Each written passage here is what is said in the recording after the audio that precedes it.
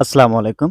বরাবরের মতো নতুন একটি ভিডিও নিয়ে আবারও উপস্থিত হলাম আপনাদের সামনে। সো এই ফোনটি বর্তমানে ডেড অবস্থায় আছে। এই কাজটি আপনি যদি স্টেপ বাই স্টেপ করেন বা যে স্টেপগুলো আছে সেই স্টেপগুলো যদি আপনি ফলো করেন তাহলে প্রতিটা কাজ কিন্তু আপনার সাকসেসফুল হবে। সো অবশ্যই আপনি ভিডিওটি সম্পূর্ণ দেখুন। দেখতে পারবেন এই ফোনটি আমি স্টেপ বাই স্টেপ কাজ করার চেষ্টা করব এবং স্টার্ট টু ইন পর্যন্ত যাওয়ার চেষ্টা করব। সো এই কাজটি আপনাদেরকে ফুল ভিডিওতে দেখানোর চেষ্টা করব। আসলে ফোনটা ডেড যে অবস্থায় আছে এটা অন হয় কিনা সেই প্রসেসটি আপনাদেরকে দেখানোর চেষ্টা করব। প্রথমে আমি দেখুন স্মার্ট চার্জার দিয়ে আপনাদেরকে রিডিংটা চেক করে দেখাচ্ছি। দেখুন এখানে স্মার্ট চার্জারে কিন্তু আমাদের কোনো রকম এম্পিয়ার নিচ্ছে না। দেখুন কোনো এম্পিয়ার নিচ্ছে না, কোনো রিডিং নিচ্ছে না। আপনারা দেখতেই পাচ্ছেন এবং আমি আরেকটা ফোন দিয়ে আপনাদেরকে দেখাচ্ছি। অনেকে বলতে পারেন কেবলটি খারাপ থাকতে পারে আমার। সো আমি দেখুন সেম কেবলটা দিয়ে আমার একটা স্যামসাং ব্লু মিউজিকে আমি দেখুন চার্জ কিন্তু হচ্ছে। আবারও আপনাদেরকে কনফার্ম করার জন্য আমি সেটটা অফ করে নেব। অফ করে আপনাদেরকে চার্জ করে দেখানোর চেষ্টা করব। ওকে? তাহলে আপনারা আবার ক্লিয়ার হয়ে যাবেন। অনেকের মনে কনফিউজ থাকতে পারে। দেখুন আমি সেটটা অফ করে নিয়েছি এবং পিনটা আমি আবার যদি ইন করি স্যামসাং সেটটাতে দেখুন 0.6 এম্পিয়ার কিন্তু আমাদের নিচ্ছে এবং সেটটাতে দেখুন আমাদের কিন্তু চার্জ হচ্ছে। দেখুন এখানে চার্জের যে চার্জ হচ্ছে এবং খুঁটিগুলো কিন্তু আপলোড করতেছে। বুঝতেই পারছেন আমাদের কিন্তু কেবল 100% ওকে আছে এবং আরেকবার আপনাদেরকে সেম কেবলটা দিয়ে আমি যে ফোনটা ডেড অবস্থায় আছে সেটা আপনাদেরকে দেখাই। দেখুন কোনো রকম এম্পিয়ার নিচ্ছে না। আসলে এটা কি সমস্যা? আমরা যদি প্রতিটা কেস স্টেপ বাই স্টেপ করি তাহলে প্রতিটা কাজ আমাদের কিন্তু সাকসেসফুল হবে। সো ১ম স্টেপে আমাদেরকে ব্যাক প্যানেলটা খুলে নিতে হবে এবং ১ম এ আমরা দেখব যেটা ব্যাটারিটা কত চার্জ আছে বা কত এম্পিয়ার আছে, কত ভোল্ট আছে সেটা ১ম এ আমরা চেক করব ডিজিটাল অ্যাভোমিটার দ্বারা। সো ডিসি মোডে রাখার পর এবার আমরা ব্যাটারিটা মাপ দেব। ব্যাটারিটাতে কত চার্জ আছে সেটা আপনারা দেখে নিন এবার। সো দেখুন আমাদের পর্যাপ্ত পরিমাণ কিন্তু আমাদের ব্যাটারিতে যে ভোল্টেজটা থাকার কথা সেটা কিন্তু আমরা পাচ্ছি। 3.7 থেকে 4.2 4 ভোল্ট পর্যন্ত আমাদের কিন্তু চার্জ আছে। যেহেতু আমাদের 3.7 এ কিন্তু 6 এ কিন্তু ফোন অন হয়। সো পর্যাপ্ত পরিমাণ চার্জ আছে। এবার আমি পিনটা চার্জিং পোর্টটা থেকে ব্যাটারি কানেক্টর পর্যন্ত সাপ্লাই আছে কিনা এটা আবার চেক করে আপনাদেরকে দেখাচ্ছি। ওকে? দেখুন ব্যাটারি কানেক্টর থেকে আমাদের ভোল্টেজ পারফেক্টলি 4 ভোল্ট কিন্তু চলে এসেছে। ওকে? তার মানে এই লাইনটা আমাদের ঠিক আছে। তবুও কিন্তু আমাদের সেট অন হচ্ছে না। এবার আমাদের যে স্টেপগুলো আছে এবার পাওয়ার সাপ্লাইতে দেখাই আপনাদেরকে। এটা 4 ডিজিটের power supply. So power button press করলাম দেখুন 4 পর্যন্ত এসে কিন্তু আটক হয়ে আছে।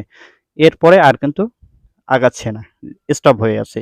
এবার আমি 3 ডিজিটের পাওয়ার সাপ্লাই দিয়ে আপনাদেরকে দেখাই। অনেকের কাছে 4 ডিজিট না থাকতে পারে এবং 3 ডিজিটে দেখুন আমি 4.8 দেওয়া আছে এবং 3 পর্যন্ত আসার পর আটক হয়ে আছে। এরপর আমি 3.7 ভোল্টে দিয়ে আমি আবার দেখব। দেখুন 3 3 পর্যন্ত রিডিং নিয়ে আবার দাঁড়িয়ে আছে।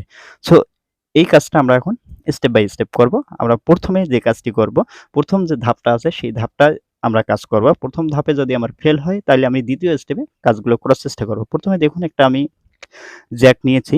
এটা হচ্ছে স্পেকট্রামের মিরাক্কেল বুট জ্যাক।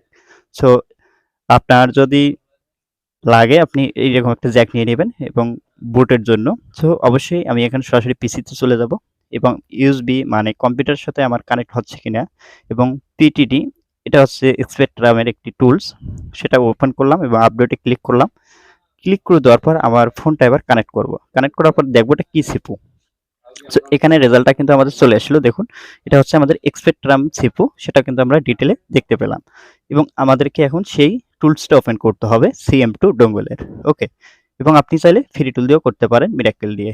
ওকে? এরপরে এখান থেকে আমি সেই এসিআর যে টুলটি আছে সিএম2 ডোঙ্গলের সেই টুলটি আমি ওপেন করে নিয়েছি এবং আপনারা যদি এভাবে দেখতে না পান তাহলে আপনি ক্রোম ব্রাউজারে গিয়ে মোবাইলের নেম মডেল লিখে সার্চ দিবেন কোন সিপু আছে আপনার সেটটাতে তাহলে আপনি দেখতে পারবেন। সো দেখুন আমাদের টুলটা ওপেন হয়ে গেছে। এরপর এখানে আমাদের সিপুর যে কোন সিপু সেটা আমি সিলেক্ট করলাম এবং এখানে আমি প্রথম অবস্থায় ফরম্যাট করে দেখব।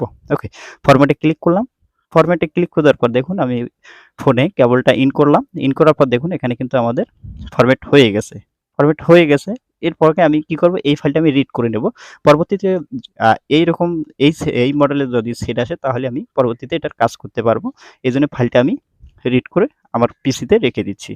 ওকে? ফাইলটা আমি সেটের নেমটা যে ওই নামে একটি ফোল্ডার বানিয়ে ফাইলটা আমি এখানে রেখে দিলাম আমার পিসিতে। পরবর্তীতে এরকম কোনো সমস্যার ফোন আসলে সেটার জন্য আমি রিকভারি করতে পারি। এজন্য আমি ফাইলটা কপি করে রেখে দিলাম আমার পিসিতে। ওকে? কপি হয়ে গেছে। কপি হয়ে যাওয়ার পর এখন আমি দেখব সেটটা দেখুন যে একটা খোলাই নেব। খোলাই নেওয়ার পর এখন দেখব এখানে ব্যাটারিটা আগে ইনসার্ট করে আবার এখানে ইন করে তারপর পাওয়ার বাটন চাপ দেবো। দেখুন ফোনটা কিন্তু সাকসেসফুলি অন হয়ে গেছে আলহামদুলিল্লাহ। সো এইভাবে আপনি যদি প্রতিটা কাজ স্টেপ বাই স্টেপ করেন তাহলে প্রতিটা কাজ কিন্তু সাকসেসফুল হবে এবং এই স্টেপে যদি কাজটা না হতো আমি তাহলে কিন্তু ২য় স্টেপে চলে যেতাম। ঠিক আছে? ২য় স্টেপে চলে যেতাম।